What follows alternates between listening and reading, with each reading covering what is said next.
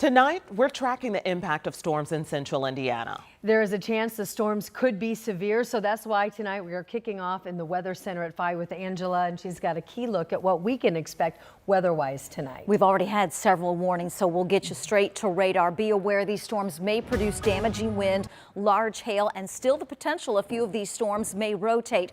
The latest severe thunderstorm warning now, this has just come in from the National Weather Service, is going to be for Boone County. That's the cell right here. Lots of lightning, large hail potential with this one.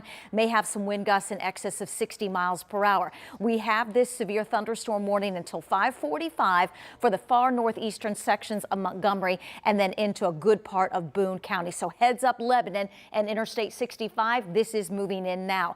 Cluster of storms responsible for lots of lightning and some large hail as well, at least that potential, near the Greencastle area covering all of Putnam County. This complex continues to move east and will be into Danville, into Hendricks County in the next 20 minutes. So we want to make sure you're aware these thunderstorms do contain dangerous lightning and the potential of some large hail. You can see with our hail detector that cell approaching Boone County. We also have this complex moving around the Logansport area, again with that large hail potential. This is going to continue for us over the next couple of hours. I've got you covered for the next couple of hours here. Thanks, Angela. On to more news. Tonight, relief could be on the way for thousands of families struggling to afford child care. Indiana Governor Mike Braun wants to invest now $200 million to expand access to child care vouchers. Those are vouchers that were paused during his first term.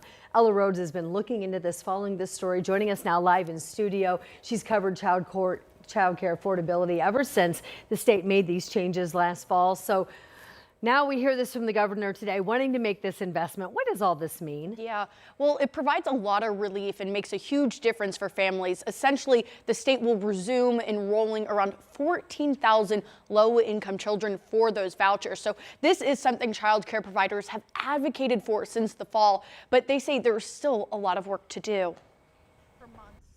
A wave of emotions came over Holly Maxwell when Governor Braun decided to unfreeze the child care voucher waitlist for low-income families. Relief and happiness. It's just, when you think of these babies out there and they don't have the opportunity to have a high-quality early childhood education, it breaks my heart. The state froze the voucher list for 15 months. Which left thousands of Hoosier families unable to afford childcare. Then, this past fall, Indiana cut the voucher reimbursement rate for providers, forcing Maxwell to close her early childhood education center in December. And unfortunately, I think that it took centers closing for him to realize that the decisions that was made was not the right decisions. Maxwell is one of nearly 320 providers who closed their doors due to the cuts, according to the Indiana Association for the Education of Young Children. With new centers opening, Indiana Family and Social Services says the net loss is 139 programs over the last 2 years. Corey Kearns, an early childhood education consultant, advocated alongside Maxwell for the state to provide a solution. Childcare isn't a side issue, it's an infrastructure. We are not babysitters, we are educators. The state will prioritize enrolling children with siblings who already have vouchers, infants, toddlers, and children 3 to 5 years old. These kids are finally getting served. They're getting the things that they need. The providers are going to get enrollment. The teachers are going to feel better about being at work. They're not going to be worried like, am I going to have a job tomorrow? Despite the new funding, Maxwell doesn't plan to reopen her center. I know my heart is to help the underdog, which is our low-income families. I don't trust the state. I don't know that I ever will trust the state. Kearns and Maxwell agree the fight for affordable childcare is far from over.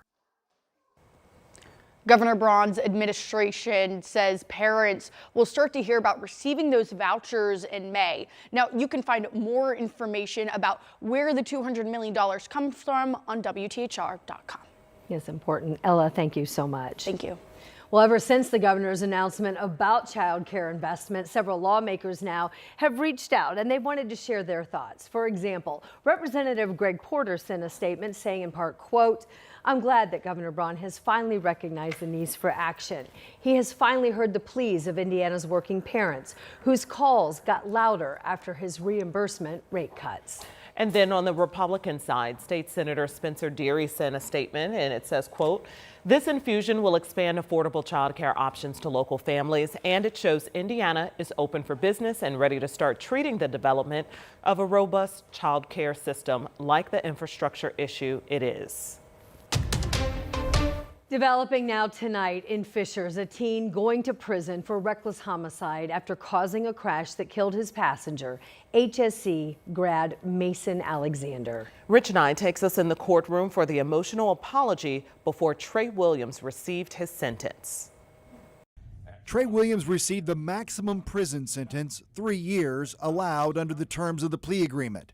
Williams was 17 years old on March 1st, 2025. He was speeding, drove off Florida Road in Hamilton County, and hit a tree. The crash killed his passenger, 18-year-old Mason Alexander. Williams accepted responsibility and apologized to Alexander's family. I was a 17-year-old who was scared, confused, hurt, and heartbroken from the loss of a friend. I wish I could go back and change that night, but I can't. But what I can do is live the rest of my life doing things that would honor Mason. After prison, Williams will also serve 1 year of community corrections work release, then 2 years probation. His driver's license is suspended 5 years. Alexander was a star athlete who had just graduated from Hamilton Southeastern High School. He was going to the University of Pittsburgh to play football. Alexander's family has hired attorneys, but they would not comment on where this case may go now in terms of any civil lawsuit. In Noblesville, Rich Nye, 13 News. Thanks, Rich. And tonight at 6, you'll hear what Alexander's family had to say to Williams in court today and their reaction to this sentence. The sitting sheriff of Clinton County and his wife making their first court appearance today on serious felony charges. Sheriff Rich Kelly and his wife Ashley are accused of defrauding Indiana State Police out of thousands of dollars. The couple now appearing before a Marion County judge for the first time. Our Ashton Hackman, in fact, was in the courtroom there this morning, and now tonight he's breaking down the allegations, and he also shares what happens next. Sheriff Rich Kelly and wife Ashley entered the courtroom through a back staircase. The couple has been out on bond since being booked into Marion County Friday night. Swear affirm under the penalties of perjury. Tell the truth, the whole truth, and nothing but the truth. I do. Prosecutors say this was a years-long scheme to collect more than $50,000 in disability payments. They say Ashley Kelly claimed a debilitating neck injury from her time as a state trooper, telling doctors she couldn't drive, couldn't work, and couldn't handle even light activity. But investigators say her actions told a different story. Carrying children, working out with weights, riding horses, even parasailing. And prosecutors say her role at the jail went far beyond what was reported, allegedly helping in drug investigations, handling evidence money, and even supervising deputies in the field. Prosecutors say her husband, as sheriff, helped make that possible.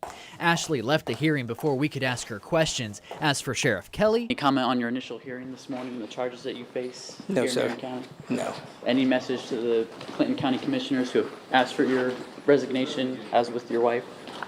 No.